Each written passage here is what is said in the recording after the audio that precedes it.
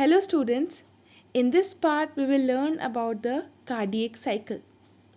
Cardiac cycle, it is a cyclic process. It is a sequence of events that occurs during a single heartbeat. In cardiac cycle, there are two basic terms that we have to learn. The first one is called as a systole. Systole means contraction. So if we talk about the contraction of the atrium, it will be called as the atrial systole. And in the same way, relaxation will be called as the atrial diastole. So for contraction, the word that we use is called as systole, and for relaxation, the word that we use is called as a diastole. If the ventricles contract, it will be called as ventricular systole, and relaxation of the ventricle will be called as ventricular diastole. In this diagram, I have used a few abbreviations like PV means pulmonary vein, PA means pulmonary artery, and VC means the vena cava. In the same way, there are four chambers: RA, RV, right atrium, right ventricle, left atrium, and left ventricle. Systole consists of two phases: atrial systole, that means contraction of the atrial chambers; ventricular systole, that means contraction of the ventricular chamber; and the third phase that involves the diastole or relaxation. Here we'll be studying about joint diastole. So the three phases of cardiac cycle are atrial systole, ventricular systole, and the joint diastole. We will be studying each part in detail. So right now in this, if we see this diagram, if we look at this diagram, we can see that the right atrium receives the deoxygenated blood from the vena cava, and the left atrium receives the oxygenated blood from the pulmonary vein. Let me tell you, the right side of the heart and the left side of the heart, right atrial chamber and the left atrial chamber, both these chambers, they receive the blood together. Only difference is the blood being deoxygenated and oxygenated. So the right atrium is going to receive the deoxygenated blood from the vena cava. In the same way, left atrium will also receive the blood from the pulmonary vein, right? So now we'll start with the first phase of the cardiac cycle, which is called as the atrial systole, and this atrial systole lasts for 0.1 second, yes, less than 1 second time. So in atrial systole, if you look over here, the right atrium, it receives the deoxygenated blood from the vena cava, and the left atrium receives the oxygenated blood from the pulmonary vein. So what happens? Right atrium and the left atrium, they are filled up with the blood. Okay, the moment these two atrial chambers, they're filled up with the blood, what is the next step? Atrial chambers, they have to contract so as to push the blood into the ventricle. So the blood has to be pumped into the ventricles. When the blood is pumped from the atrial chambers to the ventricle, what is the condition of the valves? The atrioventricular valves, they need to be open. The bicuspid and the tricuspid valve opens to enable the blood to move from the atrial chambers to the ventricles. Right?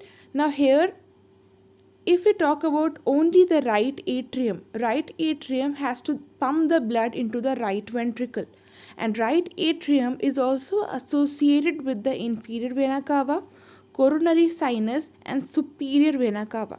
So there are equal chances that the blood can move back into these blood vessels. How is it protected then?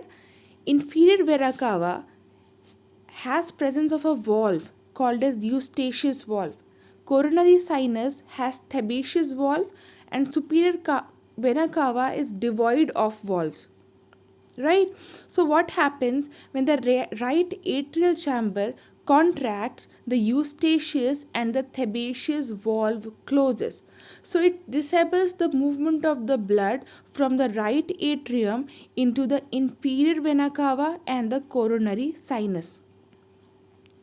whereas the opening of superior vena cava closes due to contraction. If you remember, in the previous lecture I have told you, although superior vena cava does not have presence of the valve, yet because of the contraction of the right atrium, the opening of the superior vena cava closes. So the blood cannot move back into the superior vena cava. So these three openings have been closed. So the only opening which is left, it is the opening caused because of the tricuspid valve. So the blood now moves from the right atrium into the right ventricle. If we talk about the left atrium receives the blood from the pulmonary vein, and in the same way the pulmonary vein also is devoid of the valves.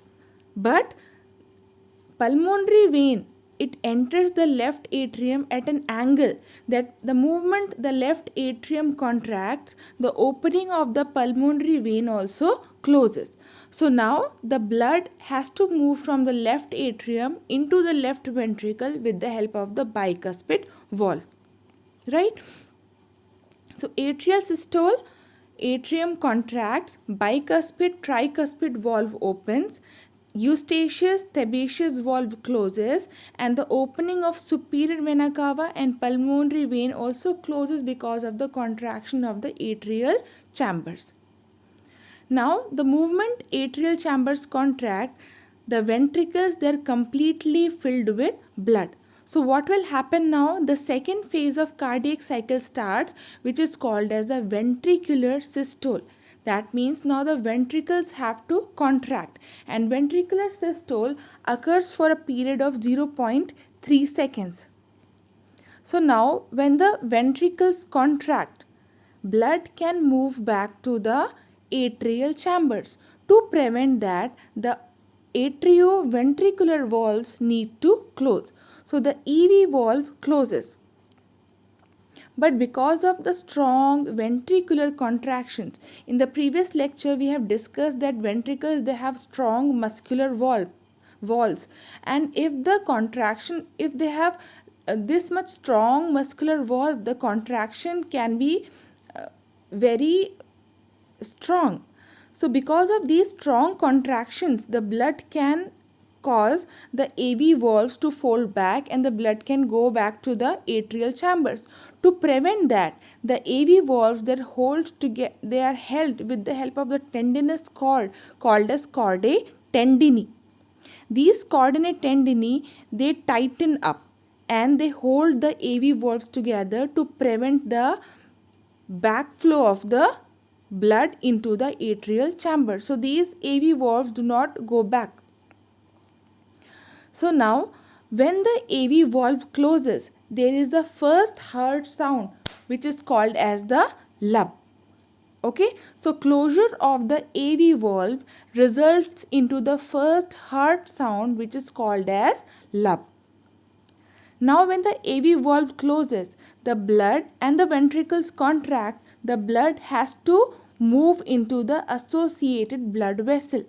So from the right ventricle, the blood has to enter the pulmonary artery, and from the left ventricle, the blood has to rush into the aorta. And this is only possible if the semilunar valves open. So the semilunar valve opens. What are the two semilunar valves? Aortic semilunar valve and the pulmonary semilunar valve. These two valves need to open to enable the movement of the blood from the ventricles into the blood vessel. Okay, so now when the ventricles contract, what happens? The two major changes. AV valve closes and the semilunar valves open up. When the ventricles are contracting, what is the condition of the atrial chambers? Atrium is still in a relaxed condition, right? So when the ventricles are contracting, atrial chambers are relaxed. They are in diastole. Now the blood has been completely pumped into the blood vessel, and after pumping the blood, the ventricles also enter in a relaxed state. So after ventricular contraction, all the four chambers of the heart are in diastole or relaxed state. And this is called as the joint diastole, which lasts for 0.4 seconds. So in the joint diastole, both the atrial chambers and both the ventricular chambers are relaxed, right? What happens now? Now the blood is filled into the pulmonary artery and aorta. That means the pressure of the blood is higher in these blood vessels. If we compare the two ventricular chambers, the pressure is relatively lower. We know that it may be gases or it may be liquid. It always moves from a region of higher pressure to a lower pressure. So there are chances that the blood can move from a region of higher pressure from pulmonary artery and aorta into the left and the right ventricle.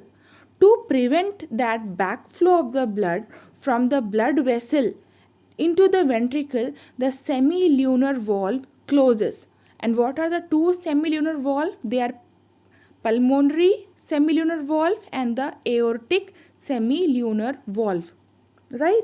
So when these two valve closes, the second heart sound dub is created. Right?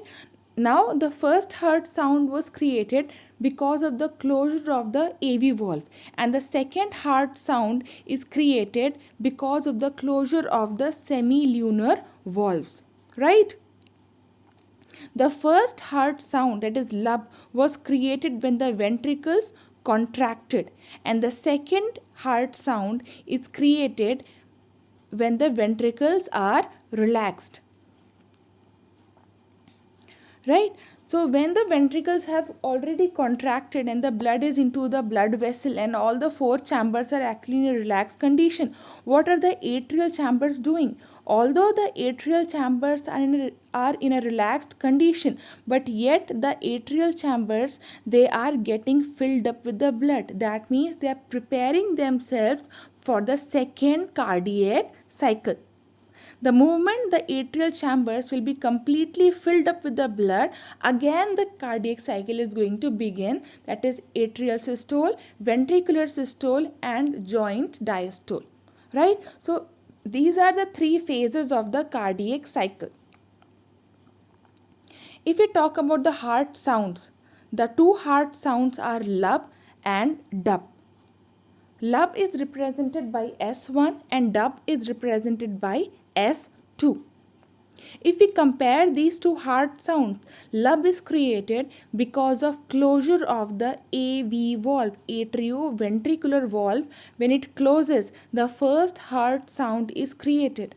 And dub sound is created because of the closure of the semilunar valves. If we compare the heart sounds, the pitch and how long the sound exists, lub sound is relatively longer as compared to the dub sound. Whereas lub sound is soft and low pitched and dub sound is sharp and high pitched. These are the time periods for the various phases of the cardiac cycle. Atrial systole lasts for 0.1 second, ventricular systole lasts for 0.3 second, and complete cardiac diastole or joint diastole lasts for 0.4 second. And the total time period for one cycle is 0.8 seconds, less than a second. So how can we calculate 72 beats per minute? This is the calculation for it. Cardiac cycle for one heartbeat, it is 0.8 seconds and there are 72 beats per minute. So how are we going to calculate it? By multiplying the beats into the time period required for one cardiac cycle. That will give us the total number of beats in 1 minute. That's all for this lecture. In the next lecture, we'll be learning about the conducting system of the heart.